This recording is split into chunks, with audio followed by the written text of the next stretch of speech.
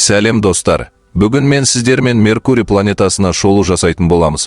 Достар, видео басталмай жаттып, арнаға жазылып, лайк басып кетейік. Сіздер үшін 1 секунд, ал мен үшін 1000 оқырманға апаратын жол. Меркурий күн жүйесіндегі ең кішкентай және күнге ең жақын планета Жердің айынан сәл ғана үлкен. Оның беті ондаған мың соққы кратерлермен жабылған. Меркурийдің бетінен күн Жерден қарағанда 3 есе үлкен болып көрінеді, ал күн сәулесі 11 есе жарқырайды. Күнге жақындығына қарамастан, Меркурий біздің күн жүйесіндегі ең ыстық планета емес. Бұл атау тығыз атмосферасының арқасында жақын маңдағы Венераға тиесілі. Бірақ Меркурий ең жылдам планета. Ол күнді әрбір 88 күн сайын айналады. Меркурий ежелгі Рим құдайларының ең жылдамы үшін лайықты түрде аталған. Меркурий күн жүйесінің ең ішкі планетасы және көлемі мен массасы бойынша 8-ші планета. Оның күн мен оның аздығынан, оның жақындығы, оны ашуланшақ көзге көрінетін планеталардың ең маңыздысына айналдырады.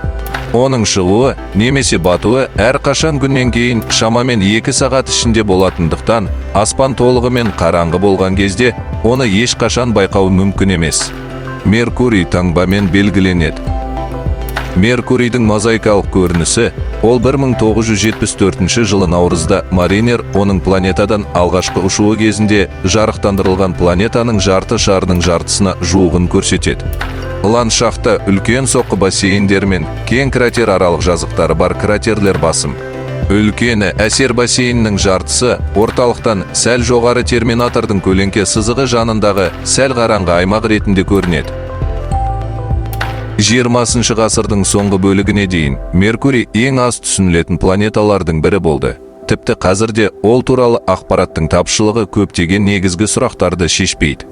Шынында да, оның күнінің ұзақтығы 1960 жылдарға дейін анықталмады. Ал Меркурийдің күн сәулесінің жақындық жерлеріне көптеген бақылаушылармен байланыстырылған. Оларды тек хабаршы сынап беті, ғарыштық ортасы, геохимия және өрттен жеңіп алды.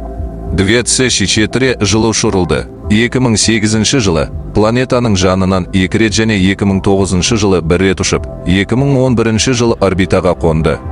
Ол 2015 жылы планетаға құламас бұрын Меркурийдің бүкіл бетін картаға түсірді.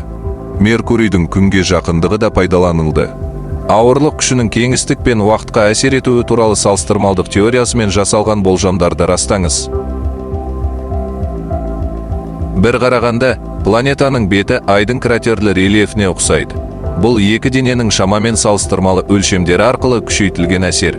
Меркурий әлдеқайда тығыз, алайда оның көлемінің шамамен 61% алатын металл ядросы бар ай үшін 4% және жер үшін 16%. Оның үстіне, оның бетінде ай рельефінен айтарлықтай айырмашылықтар байқалады. Оның ішінде Мария деп аталатын қалың лава ағындарының жоқтығы және Меркурийдің кішірейіп бара жатқанын білдіретін тоғалар мен тыртықтардың болуы.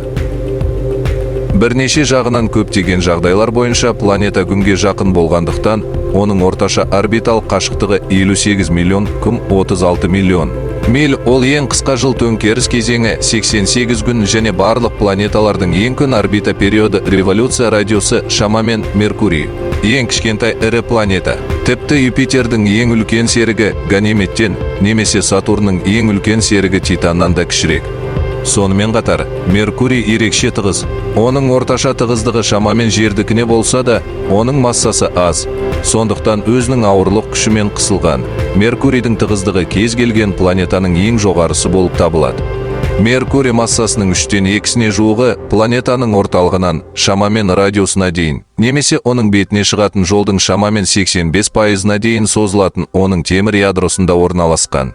Ғаламшардың жартасты сыртқы қабығының оның беткі қыртысы мен астындағы мантияның қалыңдығы небәрі 300-200 шамасында. Осымен достар, сіздермен бүгін біз Меркурий планетасымен таныстық.